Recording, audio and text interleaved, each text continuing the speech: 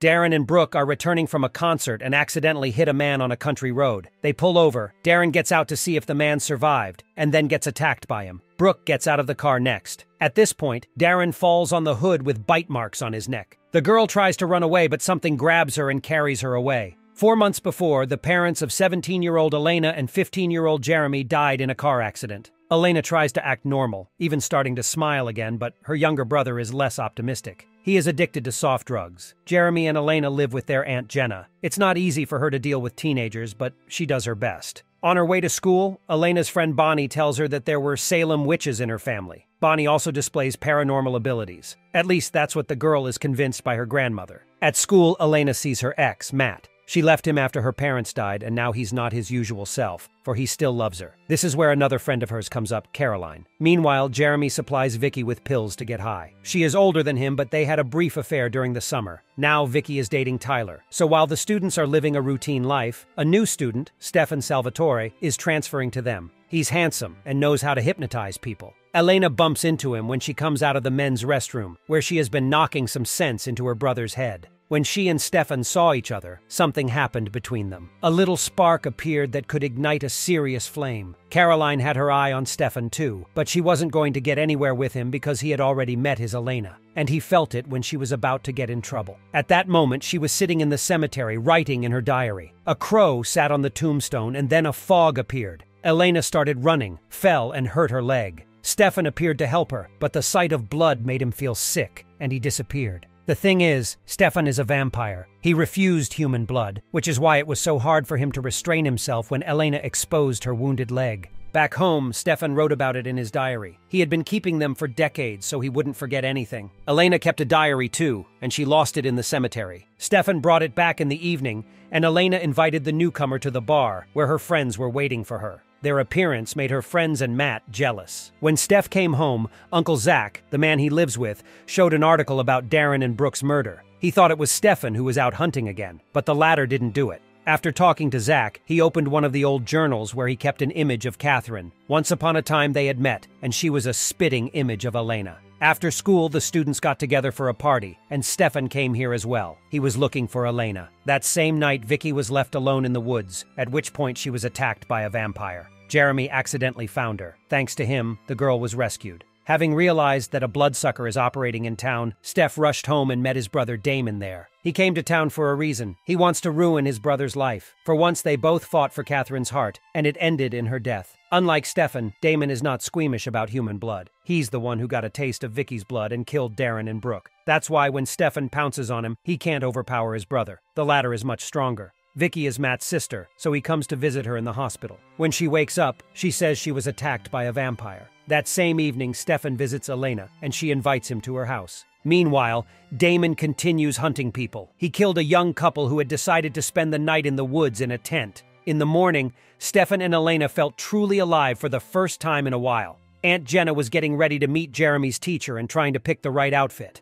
Jeremy himself went to the hospital to check on Vicky, but she was unconscious, so he couldn't talk to her. At school, Jeremy ran into Tyler. His girlfriend almost died, and he never once visited her. Jeremy was ready to punch him in the face, but Tyler was in no hurry to fight him. After visiting Vicky, Matt told Elena that his sister had been attacked by a vampire. At least, that's what Vicky herself said. Stefan overheard their conversation and rushed to the hospital to hypnotize Vicky. He convinced the girl that a beast had attacked her in the woods. That's when Matt spotted him and started chasing him. Yet Stefan managed to escape through the blood donation point. Meanwhile, Aunt Jenna was having a conversation with Jeremy's teacher, Mr. Tanner. He made it clear that she was not doing a good job raising teenagers because Jeremy was not only skipping school, but also taking drugs. After this conversation, Jenna was determined to take care of her nephew. She tried to have an educational conversation with him, but it turned out to be useless. Jeremy just wouldn't listen to her. Elena went to Stefan's house but was met by Damon. He told her that his brother had an ex-girlfriend that he still couldn't get over. When Stefan showed up, he wasn't glad to see either Elena or Damon. The girl had to duck into seclusion. Caroline never managed to win Stefan over, but one night she met Damon in a bar, and he clearly showed interest in her.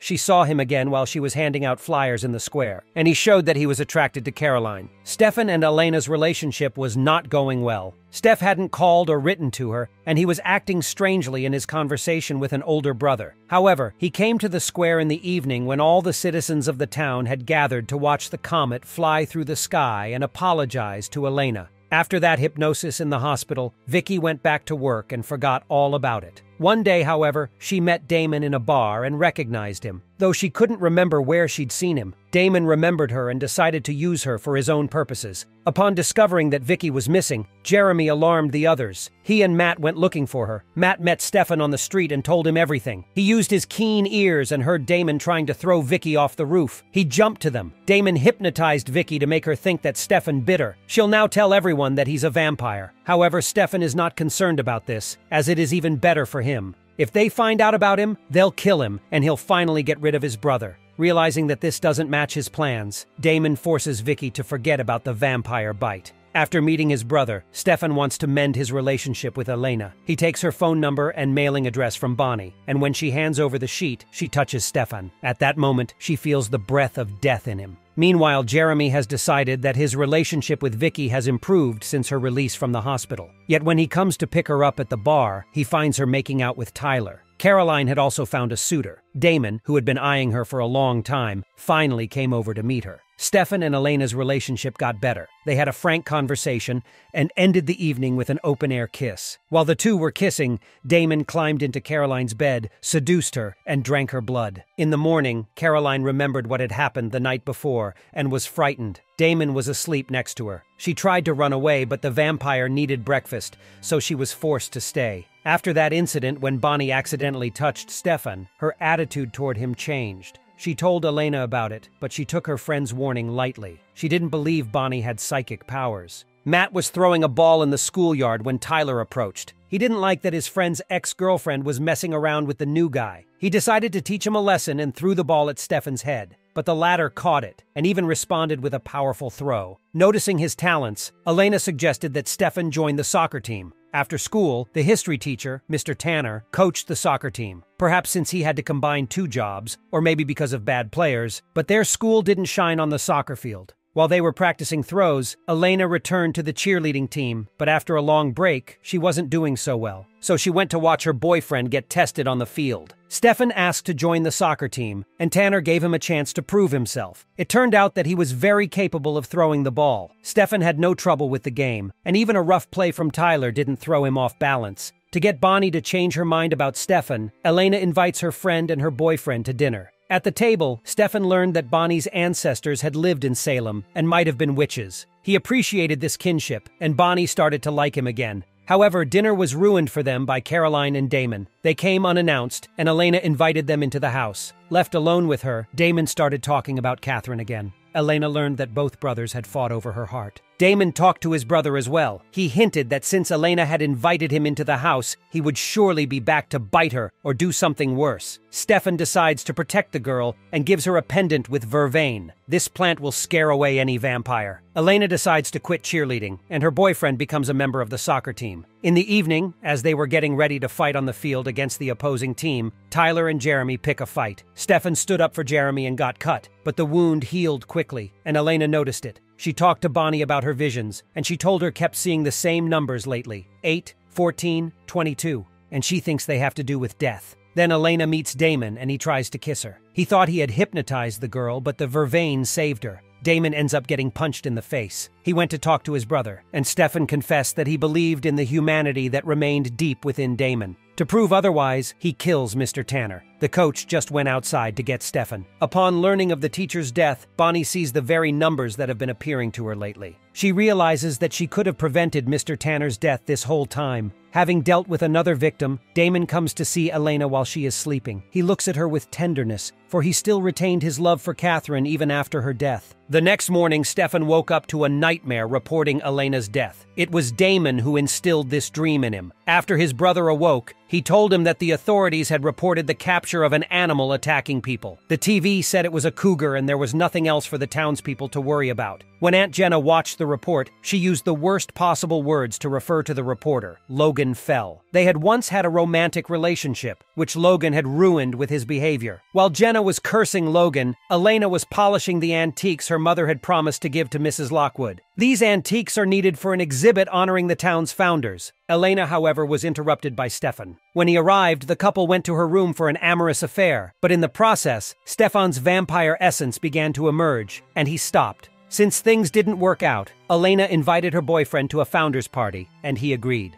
Caroline is also going to this party, and Damon forces him to invite him to the celebration. Along the way, he talks about vampire weaknesses. Besides vervain, vampires are afraid of sunlight, and only a special ring protects them from ultraviolet light. If it is removed, the vampire will burn during the day. Mayor Lockwood and his wife and son Tyler come to the bar where Vicky works. Tyler pretends they are not dating. Feeling ashamed, however, he then invites her to a founders party. At the same moment, Caroline tells Bonnie about the way Stefan acted when he dated Catherine. She knows that Bonnie will tell Elena everything, so she tells her the secret she learned from Damon. Meanwhile, the latter continues to spoil his brother and Zach's life. When Stefan returns home, Zach suggests that he deal with Damon, so that he doesn't have to drink human blood, which will make him stronger. Stefan can put vervain in his drink and get Damon drunk. Zach is growing this plant in the basement. While they are preparing the poison for Damon, Bonnie comes to visit Elena and tells her about Catherine. It turns out that Catherine chose Damon, and Stefan tried to keep them apart. He manipulated and lied to get her to be with him. Stefan and Zach prepared poisoned alcohol, but Damon didn't fall into their trap. Then Zach gave Stefan a vial of vervain solution, and he went to the party at the Lockwood house. Meanwhile, Elena learned that Jeremy had stolen an antique watch to give to Mrs. Lockwood. His father had promised to give it to him as an inheritance, so Jeremy took the watch. On reflection, Elena decided not to send it to the Lockwoods, since it was a family relic. At this party, Logan Fell hit on Jenna and tried to win her over. Jenna kept her aloof, but Logan realized he could win her back. Vicky also came to the party, but Tyler shunned her there, too. She took offense, made a scene, and left. Tyler's mother saw this and decided to remind him once again what dealing with lower-class people leads to. Sitting at one of the tables at the party, Bonnie discovered that she could ignite objects with her mind. She succeeded in lighting an extinguished candle. When the guests left for the courtyard,